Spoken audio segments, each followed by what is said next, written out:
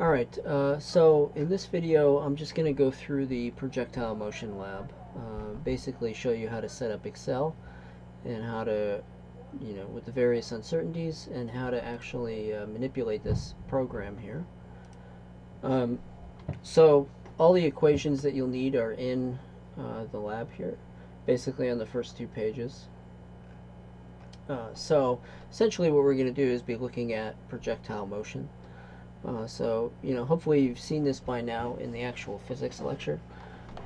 Basically, the governing equation is this one here. Some final position is given by an initial position plus a velocity times t minus 1/2 g/t squared. Basically, this is the acceleration, minus g. So what we're going to do is essentially in this program, it's going to randomly generate a wall with a box on top of it. And what you need to do is, given the distance away from the wall and the height of the box, that is enough information to figure out what angle you need to put this cannon at in order to hit the box on top of the wall. So again, all you need is the delta x from here to here and the delta y from here to here. Everything else can be calculated from those two values.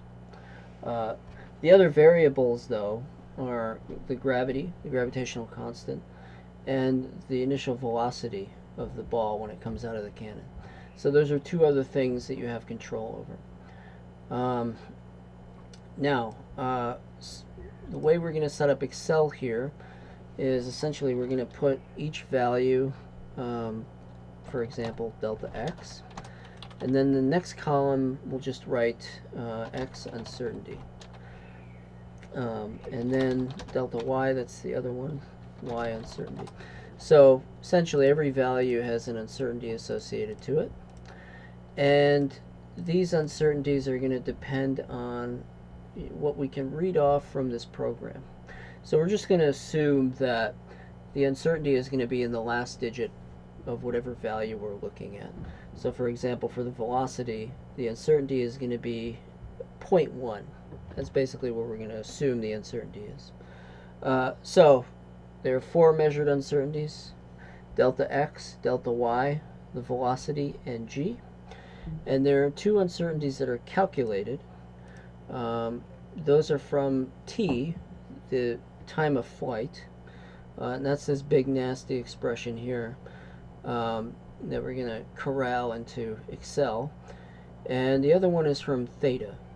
Theta is the thing that we're after. We want to know what angle we need to set the cannon at, and so that has this associated uncertainty.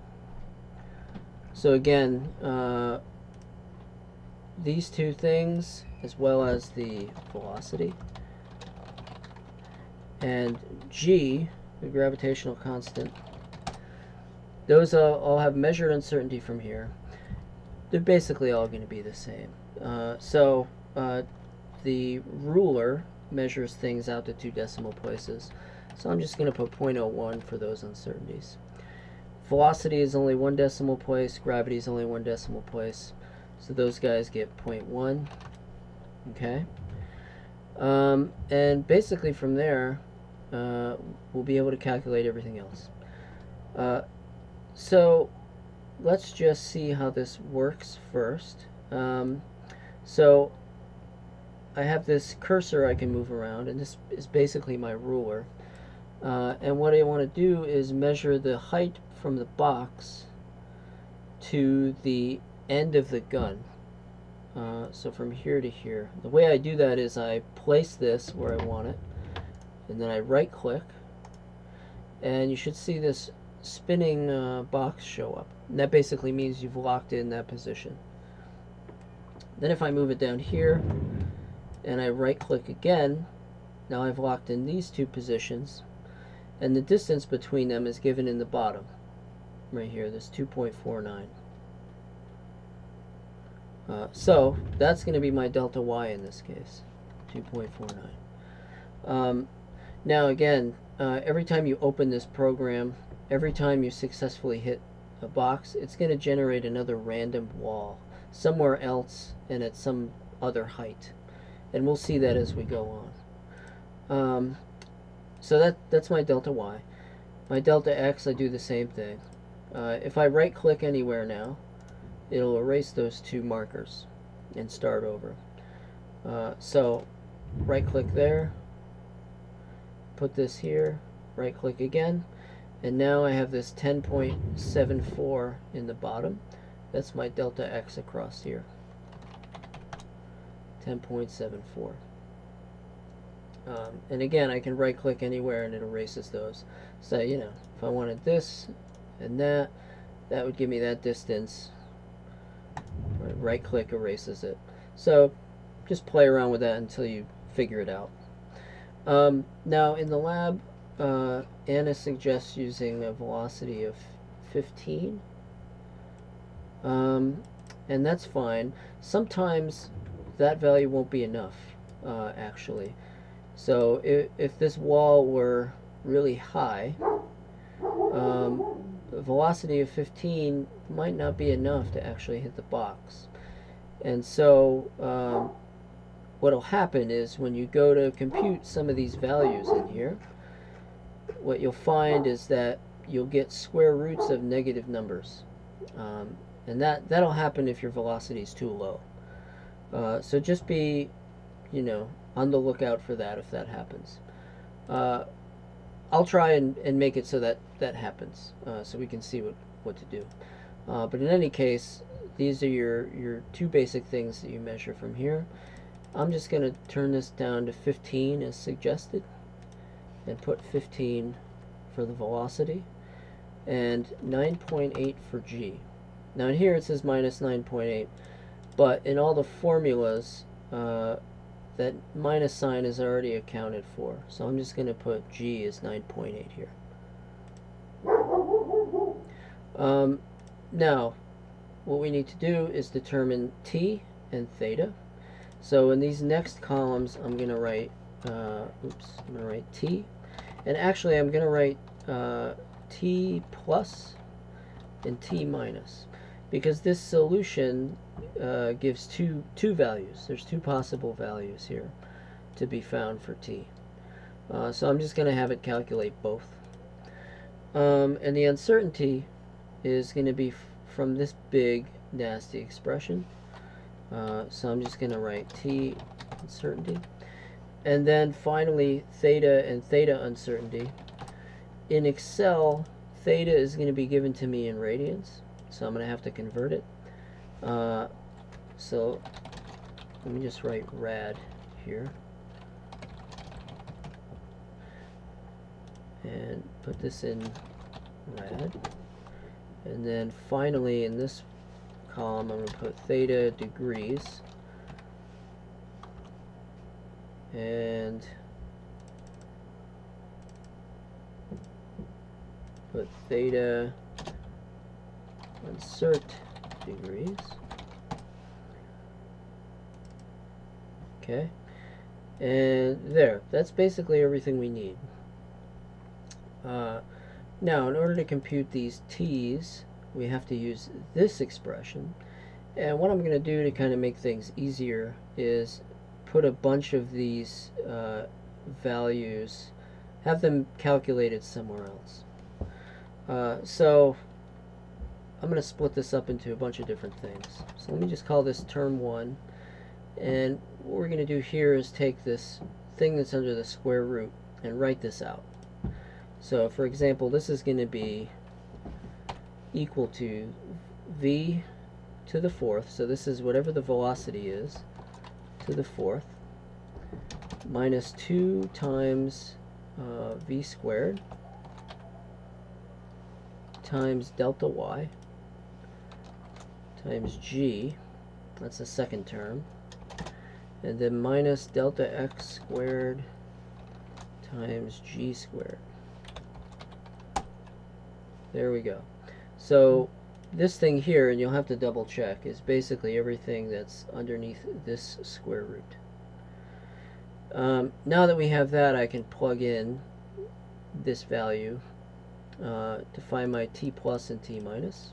So t plus is going to be everything here but with a plus, and minus is going to be everything with a minus, of course. So this is going to be square root of 2 over g. That's the term out front. And then I'm going to have a square root of v squared minus delta y times g, and plus the square root of this thing I calculated over here. There. And that's the whole thing. That's my t plus. Now for t minus, it's basically the same thing. I have the square root of 2 divided by g out front times the square root of v squared minus delta y times g, and then minus the square root of this thing. And so this gives me two solutions for delta t. Basically what this amounts to is a shallow angle, so a shallow angle like here, and a large angle here. So the shallow angle, the ball will just come out and hit the box. With the large angle, basically the ball is going to reach some maximum height and then come back down and hit it.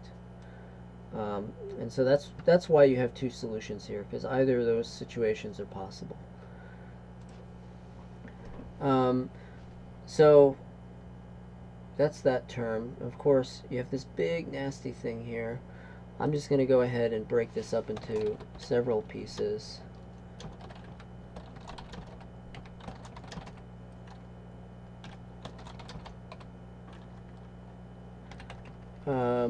And forgive me if I don't say anything for a minute. I just want to quickly put this in here.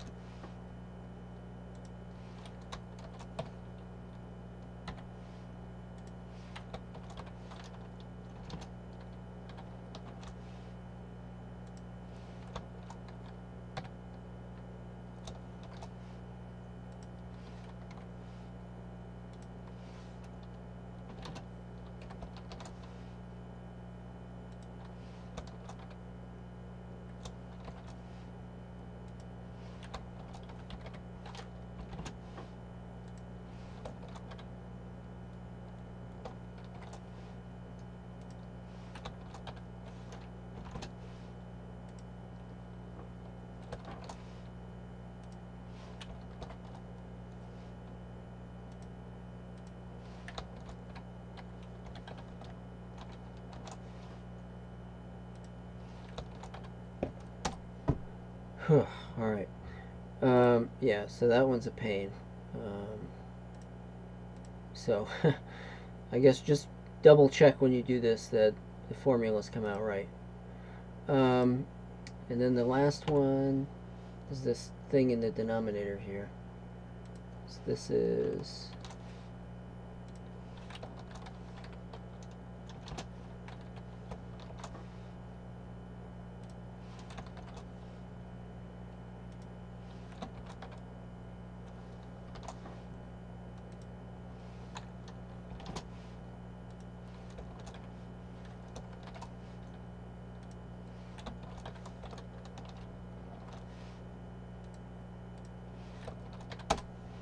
There.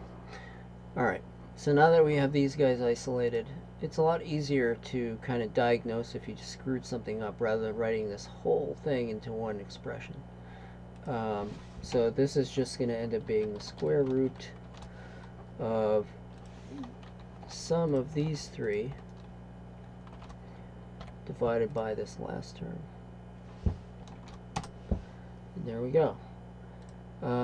Now this is the uncertainty, right, either one of these, right? So this is the uncertainty associated to either the plus or the minus. So whatever one you use doesn't matter. The uncertainty is the same for both. So now that that's out of the way, the final thing now is to calculate theta in its uncertainty. So this is just going to be arc cosine, which you can get by typing that in Excel. And it's just delta x divided by v times either one of these values. You can pick either one. So I'm going to go with the bigger one. And that gives me that for radians.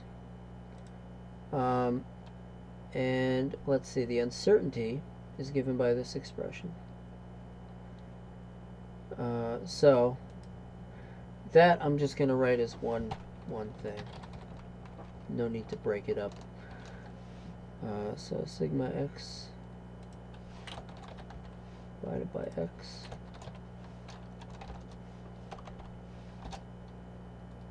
sigma v divided by v squared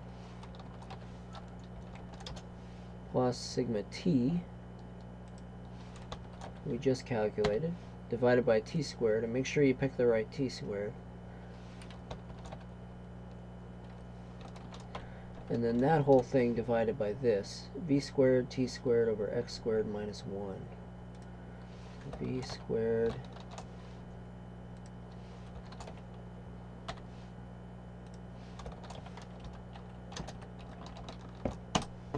there we go. That's the uncertainty in radians. Now these two values you can just compute from here. So this is just going to be this times 180 divided by pi. Same thing here. This is this times 180 divided by pi. And we're done. That's everything. That's all the information you need. So basically with this setup here, this tells me that in order to hit this box, if I want it to go all the way up and back down again, I have to use an angle of 75. So let's see if that works. Put this to 75. See what happens. And there it is. It worked. Just to kind of demonstrate how nice it is to have all these formulas just already in here, I'm not going to change anything except I'm just going to remeasure my x and y values. So place the cursor, click there, and then my delta x is going to be pretty small, or delta y. In this case it's only 1.03, and my delta x is pretty much the same, 15.86. oh no, it's bigger, 15.86. And just like that, all my values are already computed for me.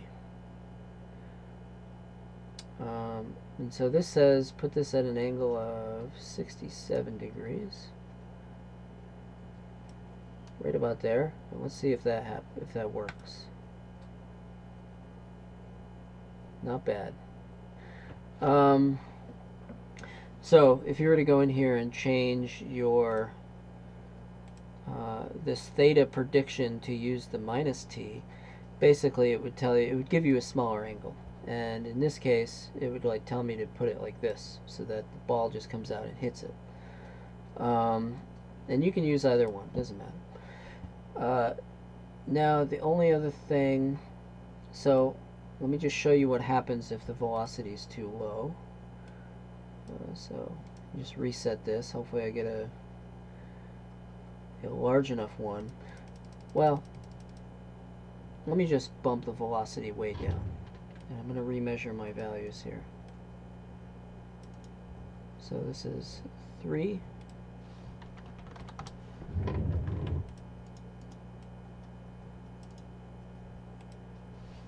10.09, and my velocity now is only 5. And you can see what happens. Excel gets mad about that. And the reason is because these terms all become negative. Well, most of them become negative. And that's not good. So this value here is now negative, and so the square root doesn't really exist. It's imaginary. That means that the velocity is too small. There's no solution to the set of equations here in which the delta y actually reaches the box. The velocity is just not large enough. And so what you have to do is bump it up. So if you get this problem, you know, just keep bumping this up until you get a value that allows you to reach the box. And there we go, 11. So just out of curiosity, you know, you can fire this thing. Yeah, there's nothing you can do with a velocity that's too low to get it to hit that. And according to this, even a velocity of 10, well, alright, so I lied. 10 was enough to get it there. It was probably, you know, just numerically not enough in this calculation to get it to come out right. But you have to play around a bit. So that's basically the whole thing. Now you want to take some pictures. You want to take a picture of when you measure these values.